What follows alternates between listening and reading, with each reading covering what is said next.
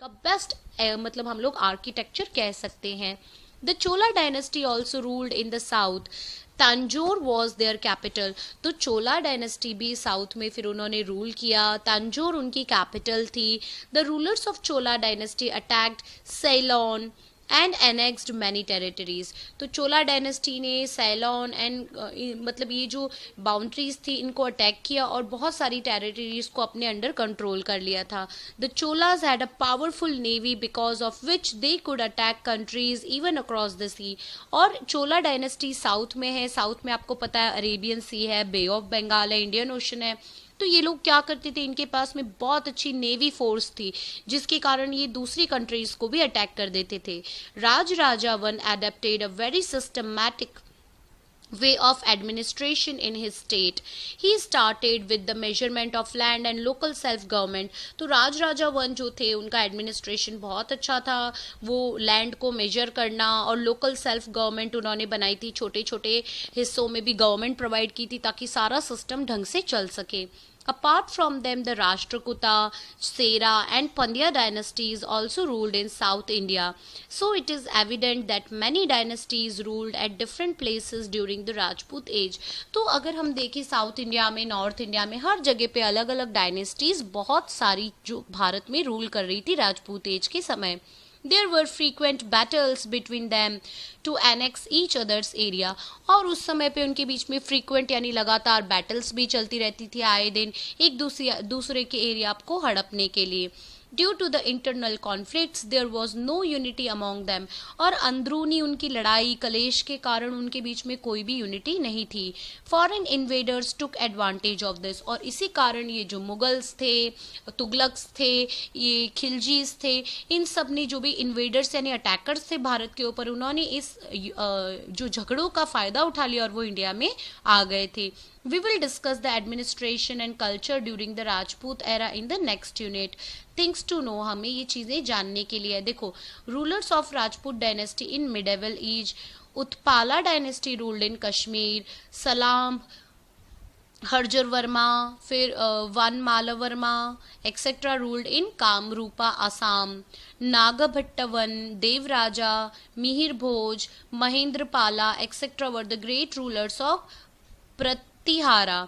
फिर Shahiya dynasty ruled in Gandhar, Chandela ruled in Bundelkhand. In the beginning Tomar ruled in दिलाइक, दिल्ली में। तो ये सब बुक्स पार्ट 1 बुक में से गुजरात यूनिवर्सिटी की छोटू भाई नायक मेडेवल पार्ट 1 में से ये लिया हुआ है। Rashtrakutas ruled South India with the fall of Chalukya dynasty. Rashtrakuta came to power. तो जैसे ही चालुक्य डायनेस्टी पुलकेशी II की देहांत के बाद, मृत्यु के बाद राष्ट्रकूटास पावर में आ गए। Rashtrakuta means head of a state of और एरिया। तो राष्ट्रकूटा का मतलब होता था कि जो भी पूरे स्टेट के या एरिया के हेड होते थे। It is believed that the founder of the dynasty was an officer of the community and hence the dynasty was named after him. तो जिसने ये डायनेस्टी फॉर्म की थी वो एक कम्युनिटी के हेड थे, इसलिए उनके नाम पे ये डायनेस्टी पड़ गई। Out of many rulers Govind III was the most powerful king. In the 8th century he established a powerful kingdom in Deccan. Deccan मतलब साउथ इंडिया में। तो गोविंद III वो सबसे पावरफुल किंग थे जो 8th सेंचुरी में आए थे। इसके बाद है द पांड्यास। तो देखो पांड्यास को हम लोग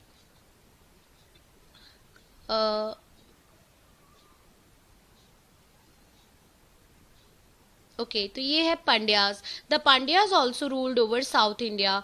the Pandya dynasty is believe to be very ancient. Pandya dynasty ने साउथ इंडिया में भी रूल किया हुआ है और उसे हम बहुत पुरानी मानते हैं।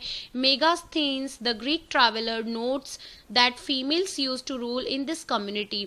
तो मेगास्थीन्स नाम का एक ट्रैवलर था, ग्रीक से आया हुआ, उसने अपने नोट्स में लिखा हुआ है कि वहाँ पे पांड्या डायनेस्टी में फीमेल्स क्या करती थी, रूल करती थी। The inscriptions of emperor Ashoka also contain references to the Pandyas. The Pandyas ruled in present day Madurai and Trinuveli in Tamil Nadu. Cheras ruled over South India. Chera is now known as Kerala. In ancient time, Kerala was a part of Tamil state. Later on, Tamil and Malayalam state separated. तो ये ancient time में केरला भी Tamil state का ही एक part था. फिर केरला और मलयालम जो कहते हैं, केरला में मलयालम लैंग्वेज कही जाती है, तो उसके बेसिस पे ये दोनों स्टेट सेपरेट हो गए.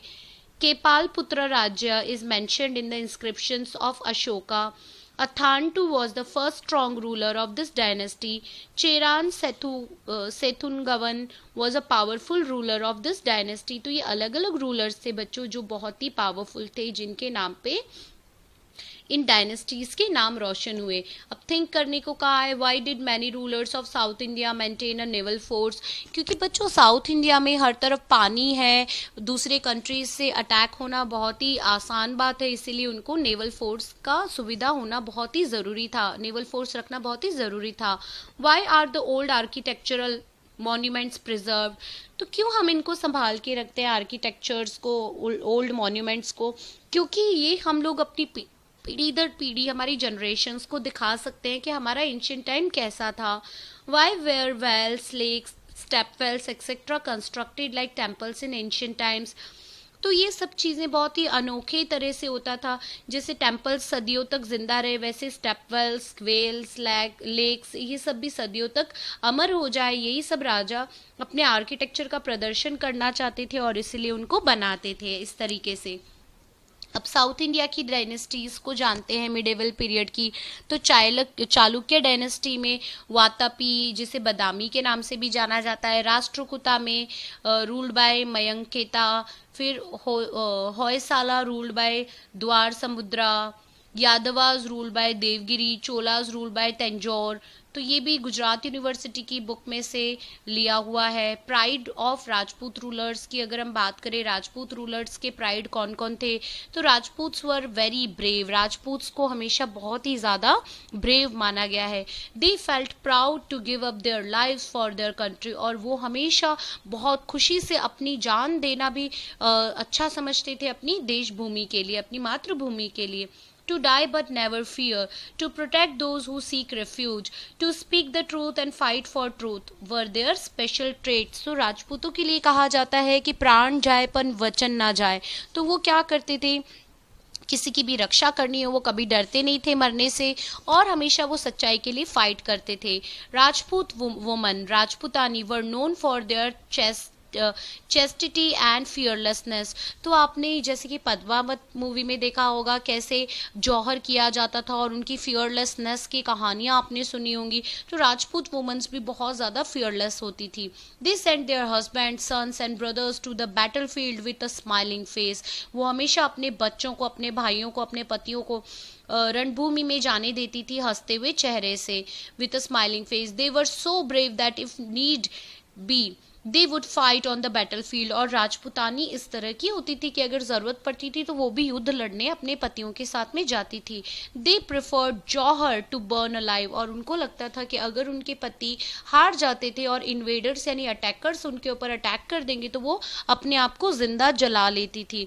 If their husbands were defeated और attend martyrdom in wars. The heroic stories of Rajput age are engraved in golden letters in the history of India. तो राजपूतों की जो कहानियां हैं ये सुनहरे अक्षरों में हमारी हिस्ट्री में लिखी जा चुकी है. तो बच्चों ये था हमारा Rajput age chapter. I hope आपको ये चैप्टर बड़े ही अच्छे तरीके से समझ में आया होगा. इसके बाद थिंग्स टू नो भी है. रान की वाव जो एक फेमस आर्किटेक्चर है, ये गुजरात में है, पाटन में है, स्टेपवेल है. फिर है the wife of Bhimdev two ने ये कंस्ट्रक्ट करवाया था और बेहद अमेजिंग आर्किटेक्चर है और ऐसा कोई आर्किटेक्चर आपको देखने को नहीं मिलेगा. ये वर्ल्ड हेरिटेज में भी शामिल हो चुका है. फिर Vastupal Tejpal built Jain temple in Delwara Mount Abu में है, ये राजस्थान में. इसके मार्बल पिलर है, आर्क्स, डोम्स, बालकनीज हैं.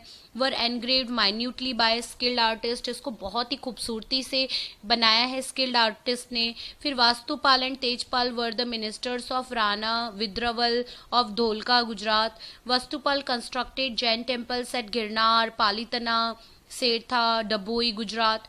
तो ये सारे बच्चों टूरिस्ट प्लेसेस हैं जहाँ पे हम जाकर इन आर्किटेक्चर को और करीब से समझ सकते हैं।